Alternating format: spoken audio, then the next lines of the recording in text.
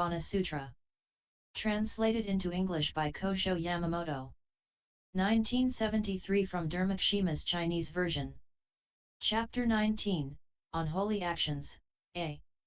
Then, the Buddha said to Bodhisattva Kasyapa, O good man!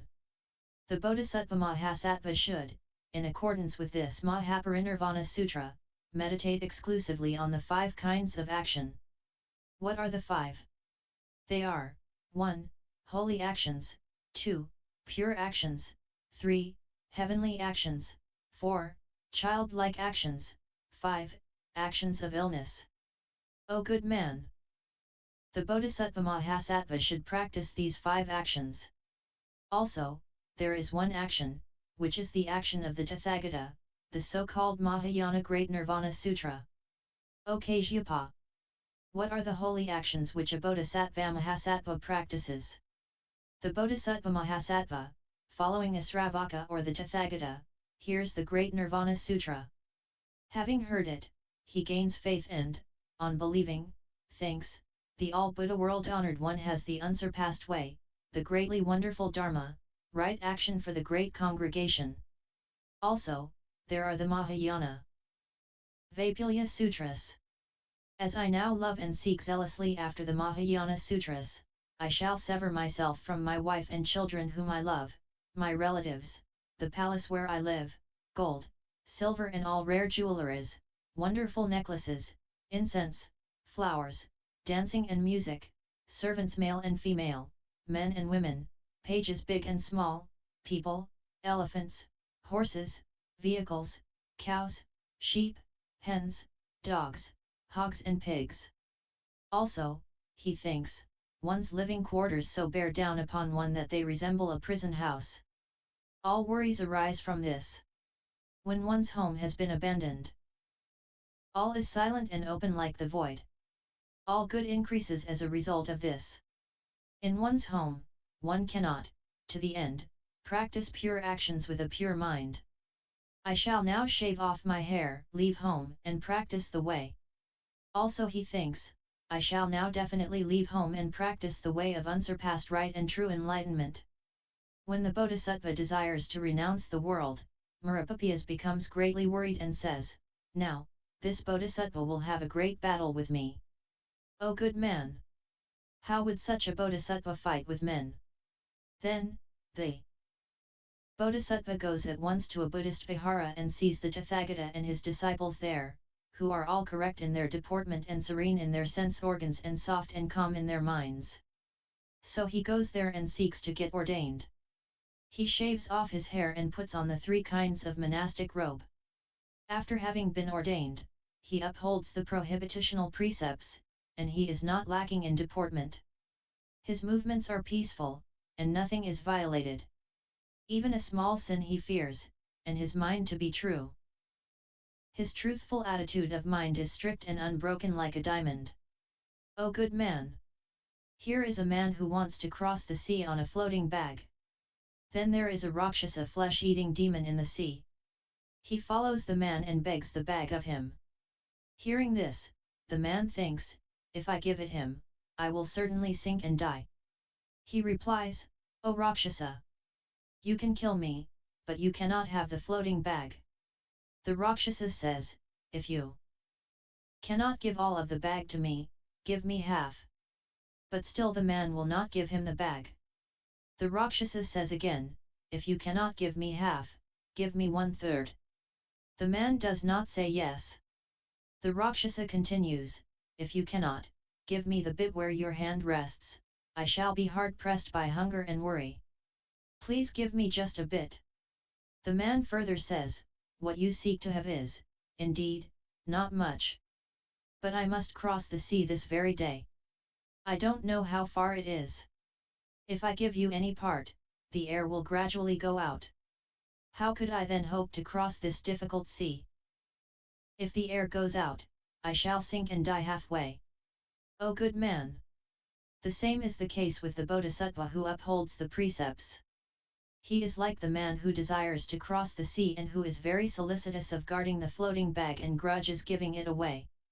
When the Bodhisattva thus cares to protect the precepts, there will always appear in his way the Rakshasas of all evil illusions, who will say to the Bodhisattva, "Believe me, I am not going to cheat you. Just commit the 4 grave offences and take care of the other precepts. For this, I will give you peace. And you will awaken in nirvana." The Bodhisattva will then say, "I would rather uphold the precepts and gain avicii hell than break them and be born in heaven." The Rakshasa of illusion will say, "If you cannot commit the 4 grave offences, commit the samgavasa. For this, I will make you attain nirvana easily." The Bodhisattva will not comply. The Rakshasa will again say, "If you cannot commit the samgavasa, commit the childlike. For this, you will have a peaceful nirvana." Again, the Bodhisattva will not comply. The Rakshasa will again say, "If you cannot commit the childlike, break the rules of the Naisargika Prayasiddhika. For this, you will have a peaceful nirvana."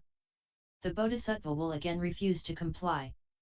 Then the Rakshasa will say again, "If you cannot commit the Prayasiddhika, please commit the Duskrita.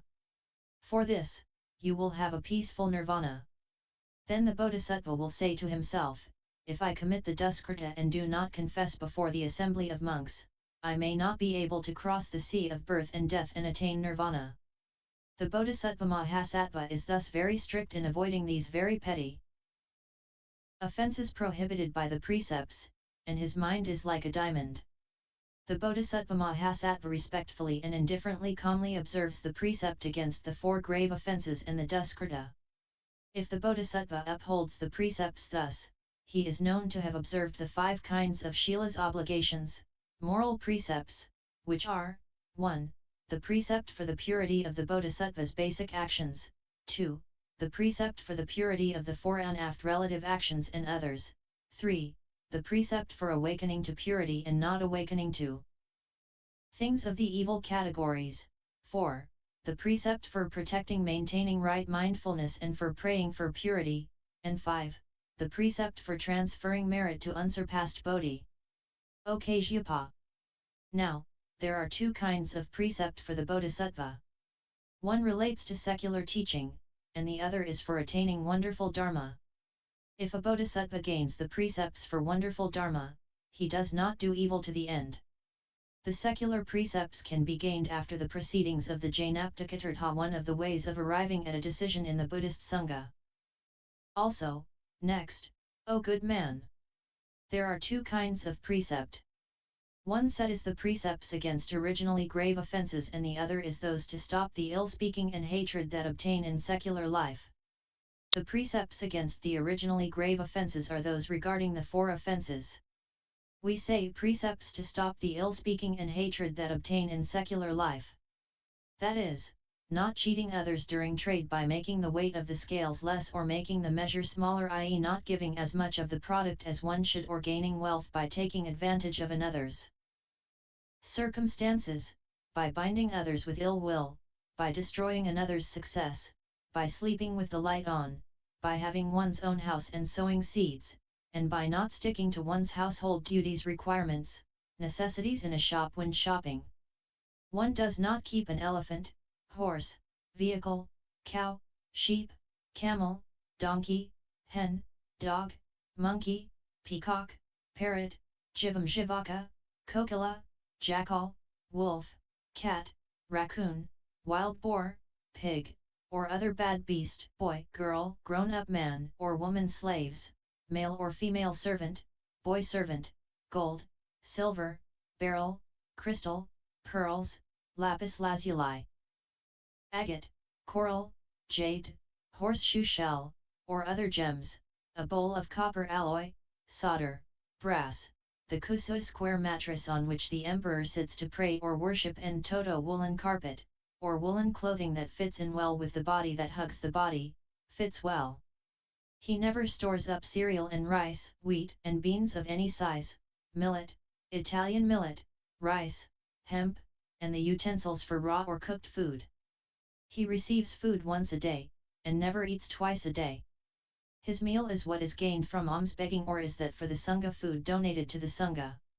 He always knows just how to slow down his steps, but never accepts a special invitation for himself alone. He does not eat meat or take intoxicating drinks, nor vegetables of the 5 kinds of astringent smell including garlic, leeks, onions. Hence, no unpleasant smell comes about on the breath. He is always respected and given offerings, honored and praised by gods and humans.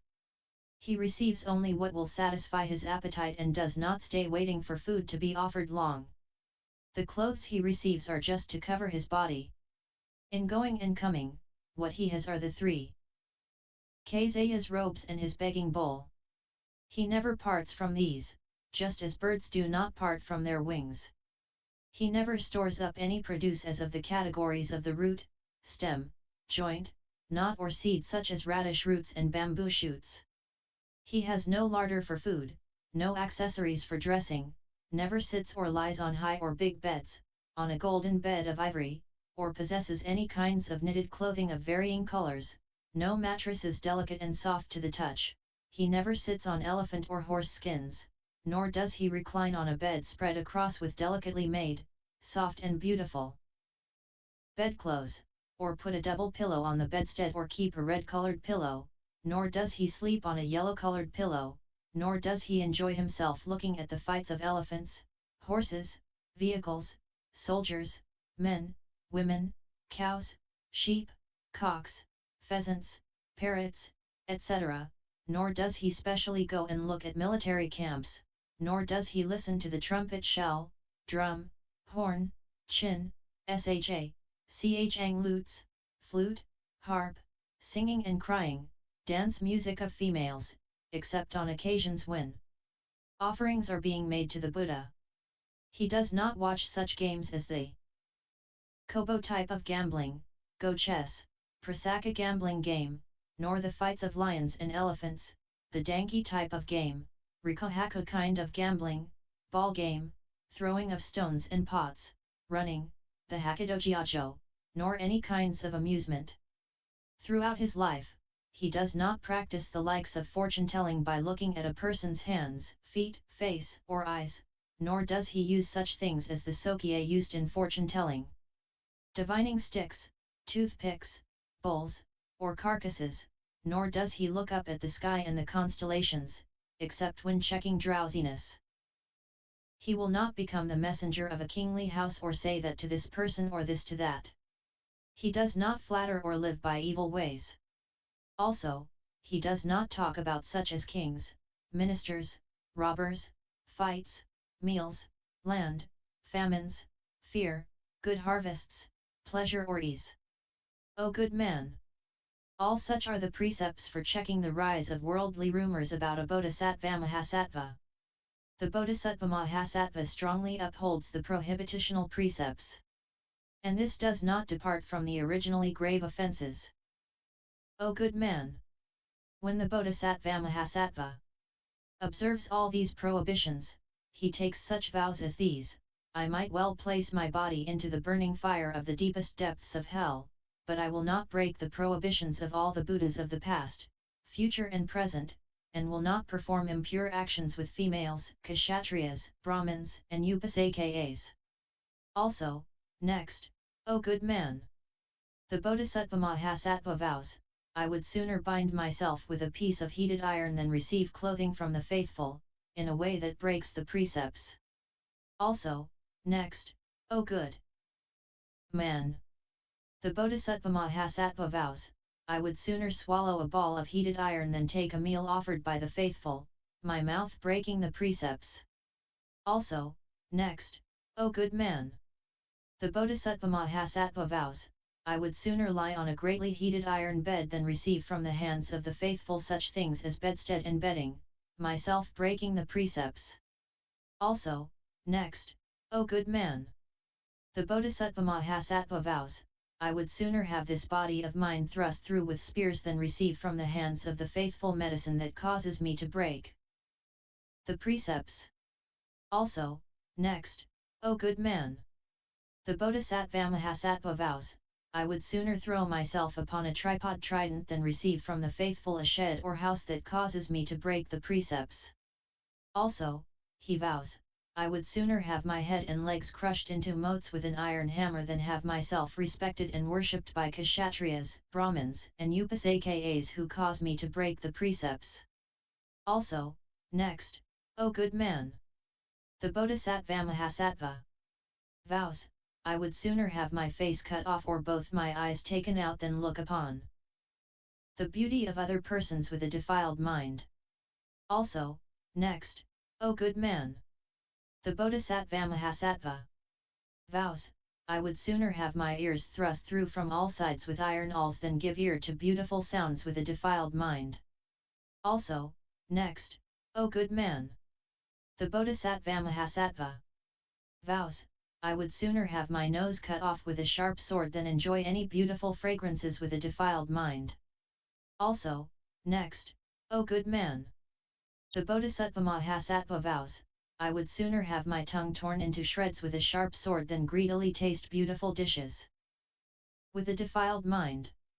Also, next, O good man, the Bodhisattva-mahasattva. Vows, I would sooner have my body cut into pieces with a sharp hatchet than greedily covet with a defiled mind whatever is touchable.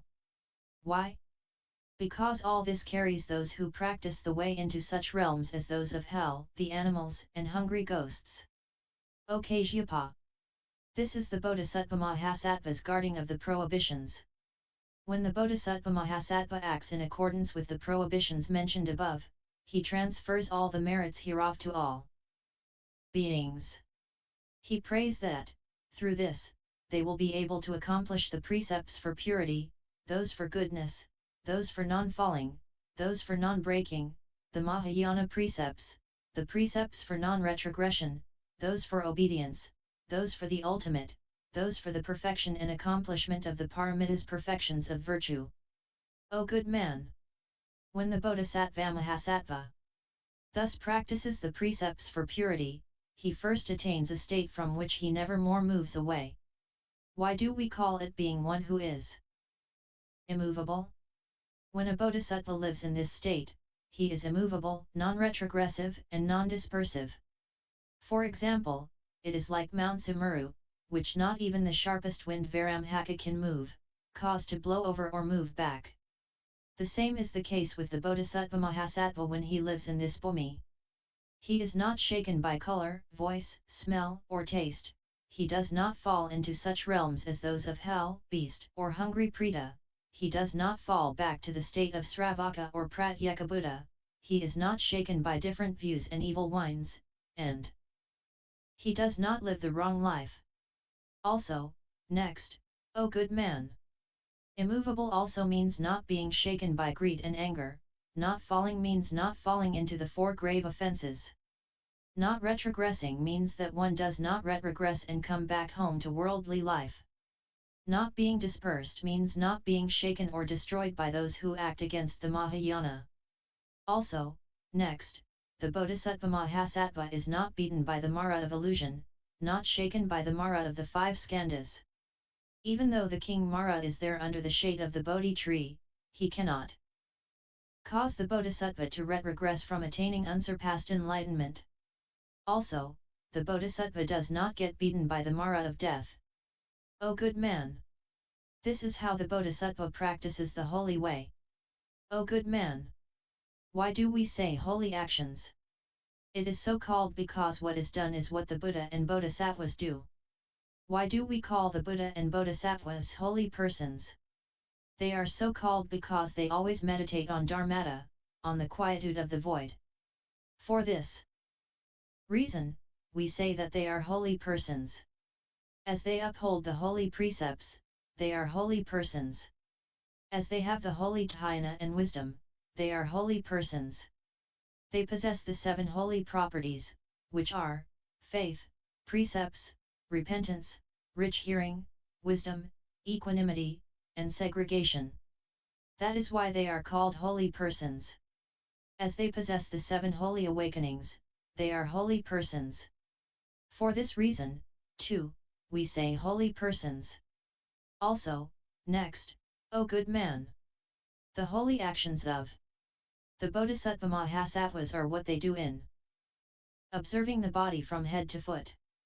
And these are hair, nails, teeth, impurities, dirt, skin, flesh, sinews, bones, spleen, kidneys, heart, lungs, liver, intestines and stomach, i.e. stomach and large intestines, feces, urine, spittle, tears, fat, membrane, marrow, pus, blood, skull, and all the veins. When the Bodhisattva thus observes things, who here can be the self, or to whom can the self belong? Where does it live and who can belong to the self? Also, he thinks, is the bone the self? Or is what is other than bone the self? The Bodhisattva then meditates, and excludes the skin and flesh. What he sees is white bone. He also thinks, the color of bone is various, blue, yellow, white, dove color. Thus what the bone displays is not I. Why not? Because the self is not blue, yellow, white or dove color. As the Bodhisattva meditates thus, with full mind, he is away from all desire for what is physical. Also, he thinks, such bone comes about from causal relations, causal constellations, causal concatenations. The foot bone supports the ankle bone. The ankle bone supports the calf bone supports the knee bone supports the thigh bone supports the rump bone supports the loin bone supports the backbone supports the rib bones. Also, the backbone supports the bone of the nape supports the chin bone jaw, the chin bone supports the canine and other teeth. And above that there is the skull. Also, the bone of the nape supports the shoulder blade supports the bone of the upper arm, the bone of the upper arm supports the bone of the lower arm, the bone of the lower arm supports the wrist bone, the wrist bone supports the finger bone. When the Bodhisattva-mahasattva thus meditates, all the bones of the body depart separate out. Having thus meditated, the Bodhisattva cuts off the three desires, for facial form, for bodily form, and for minor touches. 163 When the Bodhisattva-mahasattva thus meditates on the blue bones, he sees the earth look all blue to the east, west, south, north, up and down, and the four corners. The same is the case with the meditations on the colors of yellow, white, and dove as with the meditation on the color blue. When the Bodhisattva-mahasattva thus meditates, from his brow issues forth the fragrance of the colors of blue, yellow, white, and dove color. The Bodhisattva sees in each of the lights the form of the Buddha. Having seen the Buddha, he asks, something such as this body of mine comes about from a combination of impurities. How could we sit and stand, walk and stop, bend and look up, see and wink, pant and breathe, grieve and weep, be happy and laugh? There is none that rules over the body. What causes things to be thus? As he thus thinks, all the Buddha figures disappear from the lights. Also, he thinks, or consciousness might be myself. That is why the Buddhas will not speak to me. Again, as he meditates on consciousness, he sees that things gradually disappear, as in the case of running water. So, this is not oneself. Also, he thinks, now, this in and out breathing of mine is nothing but of the nature of the wind. The nature of the wind is nothing but one of the four great elements. Which of the four great elements can be myself? The natures of water, fire, and wind, too, are not myself. Also, he thinks, with this body of mine, there is nothing that could be called self. Only the causal relations of the wind of mind join things together, and there are various works and things. For example, this is as in the case of charms or tricks, or the sound of the harp that comes out following the wind of the mind of the one who plays. Thus is this body impure. Various causal relations join together and things go thus. For what might we have greed? If one bears ill speaking, how could there arise anger? It would seem that the things, i.e. the defilements that a human body possesses of my body, are nothing but what is impure and defiled. Where can there be one who has to bear ill speaking? When one is spoken ill of, one may well think, whose voice is it that thus speaks ill of me? No one's voice can be the one that speaks ill of me. If one person does not speak ill, the same applies to many voices. For this reason, one should not get angry. When other persons come and beat one up, one should think, from where comes this beating? Also, one might think, when hands, the sword or staff come into contact with my body, we say that we get beaten. How could we ever get angry at others? This shows that I myself have invited the sin of my own accord. This comes from the fact that I have this body of the 5 skandhas. This is as in the case of a target which an arrow can hit, and there comes about such hitting. The same is the case with this body of mine. As I have a body, there is the possibility of a beating. If I do not bear down upon it, my mind will break up. If my mind gets dispersed, I shall lose my right mind. If I lose my right mind, I may not be able to see what is good and what is not. If I cannot distinguish good and not good in a thing, I shall do evil. Evil done will take one to the realms of hell, animals, and hungry ghosts. The Bodhisattva-mahasattva, having done this meditation, attains the 4 remembrances. As he gains the 4 remembrances, he now can live in the forbearance soil bhumi. As the Bodhisattva-mahasattva attains this state, he bears down upon greed, anger and ignorance. Also, he is able to stand the cold, heat, hunger, thirst, mosquitoes, gadflies, fleas, lice, storms, impure meals made impure by being touched by others' hands, illness, plague, ill-speaking, abuse, beatings, and slashings with thorns. He will bear down upon all the pains and worries of the body. That is why we say that he lives in the forbearance soil. Bodhisattva Kasyapa said to the Buddha, O world-honored one! When the Bodhisattva as yet does not dwell in the immovable soil, but upholds purity, could he, if the occasion arose, break the precepts or not? O good man! When the Bodhisattva has not yet attained the state of the immovable soil, he may well break the precepts when the occasion arises. Kasyapa said, so it is, indeed. O world-honored one!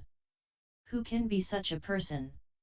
The Buddha said to Kasyapa, the Bodhisattva may have occasion to transgress against the precepts if he knows that he can indeed make others possess the Mahayana Sutras, make them like them, understand, copy and expound them widely to others, and make them attain unsurpassed enlightenment and not regress from it. On such an occasion, he may well transgress the precepts. At that time, the Bodhisattva will think, even though I may fall into avicii hell for a kalpa or less and may have to expiate my sin there, I shall surely make this person attain unsurpassed enlightenment and not regress therefrom. O Kasyapa! In such circumstances, the Bodhisattva-mahasattva may transgress against the purity of the precepts. Then Bodhisattva Manjushri said to the Buddha, any Bodhisattva who takes in such persons, protects them, and makes them aspire to enlightenment and makes them not regress from it and who, for this purpose, transgresses against the precepts, cannot fall into avicii hell. At that, the Buddha praised Manjushri, saying, well said, well said. I recall that in days gone by I was born in Jambudvipa as a great king named Sinayo. He loved the Mahayana Sutras and respected them. He was pure and good, and there was no coarseness in him, no jealousy, no stinginess could find any room inside him. What issued forth from him was loving words, words that spoke of good. He always protected the poor and the lonely, with him there was no end of giving and of making effort. At that time, there was no Buddha, no sravakas and pratyeka Buddhas. I, at that time, loved the Mahayana vaipulya Sutras. For years I served the Brahmins, catering fully to their needs. After that, when giving and peace had been gained, I said, O you teachers! You should now aspire to unsurpassed enlightenment. The Brahmins said, O great king! There is no such thing as the nature of enlightenment, the same is the case with the Mahayana Sutras. O great king! How is it that you wish to make us equal to the void? O good man! I, at that time, greatly respected Mahayana. I heard the Brahmins slandering the vaipulya. Having heard this, I did away with my life. O good man! I have never once fallen into hell because of this, i.e. despite this. O good man! When we accept and protect the Mahayana Sutras, we have innumerable virtues. Also, next, O Kasyapa! There are also other holy actions. These are the Four Noble Truths, which are, suffering, the cause of suffering, the extinction of suffering, and the way to the extinction of that suffering. O Kasyapa! Suffering is oppressive circumstance. The cause of suffering contains the phases of growth and expansion. Extinction is the phase of quietness and annihilation, the way is Mahayana. Also, next, O good man! Suffering is what actually stands before one, the cause is a phase of change, extinction is exclusion, the way is what we can well exclude. Also, next, O good man! Suffering has three phases modes, which are, 1. Suffering, 2. The suffering of what is made, and 3. The suffering of breaking away, i.e. disintegration, separation from what one likes. The cause of suffering relates to the existences. The way relates to the precepts, meditation, and wisdom. Also, next, O good man! Of Ashrava's defilements, there are two kinds, which are, cause and result. Anusrava non-defilement, the absence of desire, becoming and ignorance is of two kinds, which are, cause and result. The result of Ashrava is suffering, the cause of Ashrava is samudaya equals cause of suffering, which equals trishna, craving. The result of Anusrava is extinction of suffering and the cause of Anusrava is the way. Also, next, O good man! There are 8 modes of suffering, which are, 1. The suffering of being born, 2. The suffering of aging, 3. The suffering of illness, 4. The suffering of death, 5. The suffering of parting from what one loves, 6. The suffering of encountering what one hates, 7. The suffering of not being able to obtain what one desires, and 8. The suffering of the burning urges of the skandhas. The cause of these 8 modes of suffering is called samudaya. Where these 8 sufferings do not exist, that is extinction. The 10 powers, the 4 fearlessnesses, the 3 mental states, and great compassion are the way. O good man! Birth is emergence, of which there are 5 kinds, 1. First coming, 2. End of coming, 3. Growing, 4. Emerging from the womb, and 5. Actual birth with characteristics. What is aging? This has 2 aspects, 1. Hourly aging and 2. Physical aging. Again, there are 2 kinds, 1. Increasing aging and 2. Extinguishing and breaking aging. Thus do things stand with aging. 165 What is illness? By illness is meant the non-conforming non-harmonization of the poisonous serpents of the 4 great elements, which is of 2 kinds, 1. Illness of the body and 2. Illness of the mind. In illness of the body, there are 5 kinds of cause, which are, 1. Water, 2. Wind, 3. Heat, 4. Various diseases, and 5. Illnesses from external causes. Illnesses from external causes comprise, 1. Unremitting labor, 2. Forgetfulness, misdemeanors and degeneration, 3. Sword, staff, tiles, stones, and 4. Devils and phantoms. Illness of the mind is also of 4 kinds, which are 1. Unbounded joy manic state, 2. Fear, 3. Anxiety, and 4. Ignorance. Also, next, O good man! Of illness of body and mind, there are 3 kinds. What are the 3? These are, 1. Karma results, 2. Being unable to segregate oneself from what is evil, and 3. Change resultant from the course of time. All such as causal relations, the categorical nature, and differences in feeling call forth illnesses. Causal relations refer to such illnesses as of wind, etc., the categorical nature refers to swellings in as a result of worry, coughs by dizziness, and soft loose bowels due to mental surprise. Differences in feeling refers to headaches, pains in the knees, hands, feet, etc. Such are illnesses. What is death? By death is meant the relinquishing of the carnal body which one has been given. In relinquishing the body which one has received, there are two kinds, which are, 1. Death through the expiration of life, i.e. from one's life naturally coming to an end, and 2. Death from external causes. In death through expiration of life, there are three kinds, which are, 1. Ending of life, which, however, is not the ending of fortune, 2. Ending of wealth, which, however, is not the ending of life, 3. Ending of both fortune and life. There are three kinds of death from external causes, which are, 1.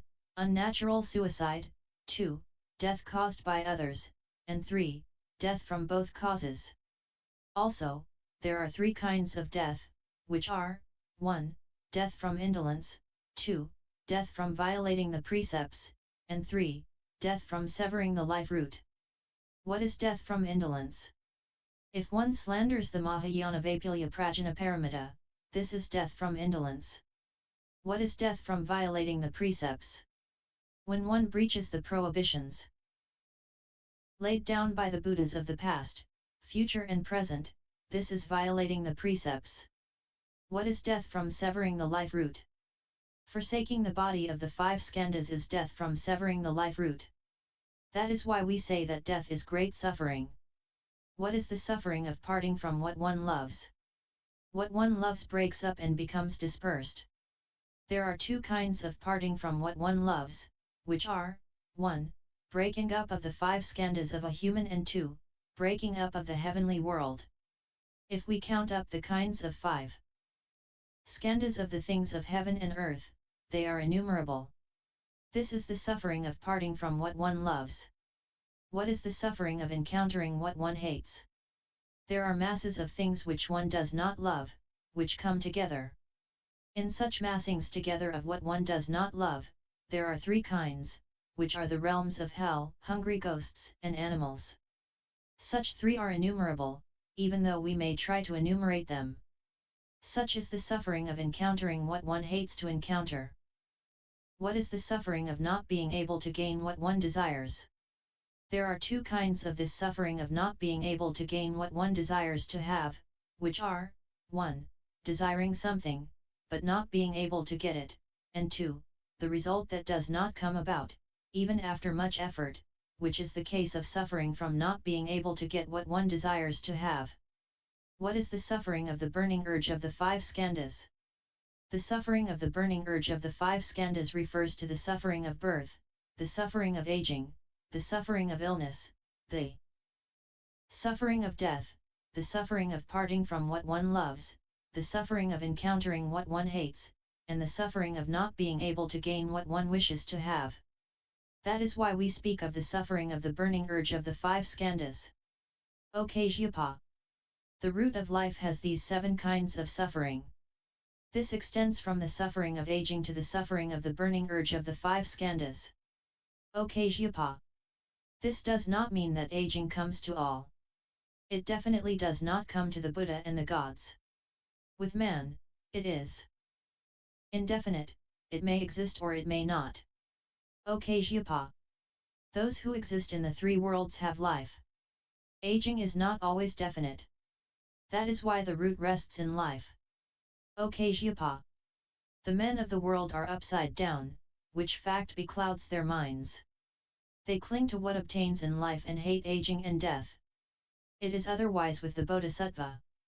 When he first looks at birth, he already sees illness. O Kasyapa! There was once a woman, who came into the house of another. She bore herself splendidly. She looked beautiful and her body was adorned with necklaces of various stones. The master of the house saw her and asked, "What is your name? To whom do you belong?" The woman answered, "I am Gunamahadavi."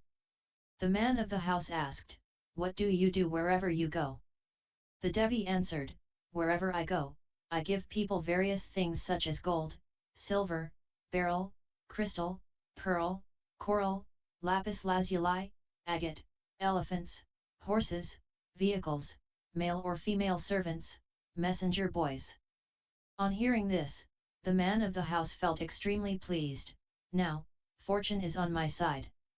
That is why you are in my house. He burnt incense, strew flowers, made offerings, and worshipped her. Also, outside the gate, he encountered a woman, ugly and mean, whose clothes were tattered, torn, defiled by fat and were dirty. Her skin was chapped and she looked pale and white. On seeing her, he asked, "What is your name? To whom do you belong?" The woman answered, "My name is Darkness." He asked further, "Why darkness?" The woman answered, "Wherever I go, the wealth of that house disappears." Hearing this, the man brandished a sharp sword and said, "Go away. If you don't, I will kill you." The woman said, "You are a fool and lack wisdom." The man asked, "Why am I a fool, and why do I lack wisdom?" The woman answered, "The woman in your house is my elder sister. I always accompany her. If you drive me away, she will leave you." The master of the house entered the house and asked Gunadevi, "Outside the house there is a woman who says that she is your sister. Is this true?" Gunadevi said, "She truly is my sister. I am always accompanied by her, in going and coming, we never part. Wherever I am, I always do good and she always does evil. I give benefit and she loss. If you love me, love her also. If you respect me, respect her too." The man at once said, "If there have to be both, good and evil, I won't have either. Go on your way, both of you." Then the two women went to where they had been before. When they had left for where they had first been, the man of the house was glad and greatly rejoiced. Then the two women went to a poor man's hut. On seeing them, the man invited them in and said, "Henceforth stay in my house." Gunadevi said, "We were driven away. Why do you invite us to come in?" The poor man said, "You now think of me. I respect your sister because of you. So, I allow both of you to come in." The situation is like this. O Kasyapa! It is the same with the Bodhisattva-mahasattva. He does not desire to be born in heaven. Being born means that there, too, there are aging, illness, and death. So he abandons both, he is not minded to receive them. Common mortals and the ignorant do not realize the ills of aging, illness, and death. So they greedily seek birth and death. Also, next, O Kasyapa! The child of a Brahmin, oppressed by hunger, picks up a mango fruit which is lying in excrement. A man who knows what is what sees this and reproaches the child, "You who come from a Brahmin family and whose blood is pure. Why do you pick up that dirty fruit which was lying in excrement?" The child flushes, after being so reprimanded. Then he replies, "I do not want to eat this, to tell you the truth. I just wanted to wash it and throw it away." The wise man says, "What you say does not make any sense. If you wanted to throw it away, what was the good of picking it up in the first place?" The situation is like this. O good man! It is the same with the Bodhisattva-mahasattva. There is no receiving and no abandoning with him from the very beginning. This is as in the case of the wise man who reproaches the Brahmin child. The case of the common mortal who prays for life and hates death is similar to that of the child who picks up the fruit and later abandons it. Also, next, O Kasyapa! For example, there is a man who spreads out utensils filled with food at a crossroads. The color, fragrance, and taste are perfect, and he wishes to sell them. A man comes from a far-off place and is hungry and wasted. He is taken with the perfect color, fragrance, and taste. He points to the food and asks, "What food is this?" The man selling the food says, "This is the best of food, it has color and fragrance. If one eats it, one's physique and strength will increase. It indeed does away with hunger, and one who eats it will certainly see heaven. But there is a snag. That is, that one has to die. On hearing this, the man says to himself, I may not need any physical strength to see heaven, and also I don't care for death. And he says, if I eat this food, I will die. How can you sell this food here at all? The food seller says, he who is wise does not buy it at all. Only the ignorant do not know this. They give me a lot and greedily eat this food. So might he say. The same is the case with the Bodhisattva-mahasattva. He does not wish to be born in heaven. He does not wish to have a powerful physique and strength, and to see all the devas. Why not? Because